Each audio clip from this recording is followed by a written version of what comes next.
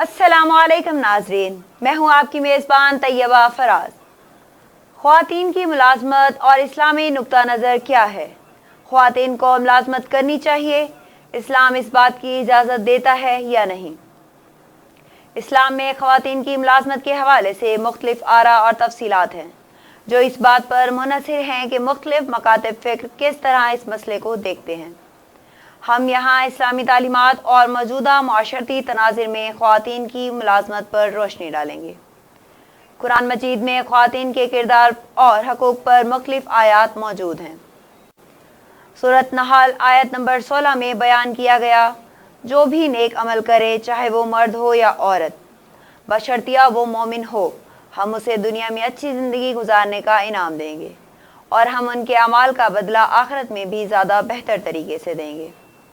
इस आयत से वाज़ेह होता है कि इस्लामी तालीमात में मर्द और औरत दोनों को नेक अमल करने की तलकीन है। नबी अकरम सल्लल्लाहु अलैहि वसल्लम ने ख़वातीन को मुख्तलिफ़ मौक़े पर काम करने की इजाज़त दी। हज़रत खदीजा रज़ियल्लाहु ताला अन्हा नबी सल्लल्लाहु अलैहि वसल्लम की पहली बीवी, एक कामयाब ताजिर थी और अपनी तिजारत के मामलात खुद संभालती थी। बहुत से मुस्लिम ममालिक में ख़वातीन को मुलाज़मत करने की कानूनी इजाज़त दी गई है। ख़वातीन मुख्तलिफ़ शोबों में काम कर रही हैं, जैसे तालीम, सेहत और कारोबार, और इन्हें अपने हकूक़ की हिफाजत के लिए कानूनी सहूलतें फराहम की गई हैं। इस्लाम में ख़वातीन की मुलाज़मत और कारोबार बारे वाज़ेह तौर पर इजाज़त दी गई है, बशर्तिया इस्लामी असूलों और अखलाकियात की पासदारी की जाए।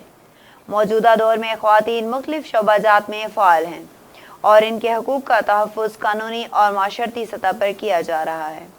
माशरती तब्दीली और फ़िक्री तनों के बाइस ख़वातीन की मुलाज़मत एक मतनाज़ा मगर अहम मौजू है, जिस पर मुख्तलिफ़ मकातब फ़िक्र और माशरती रवैये असरअंदाज हो सकते हैं।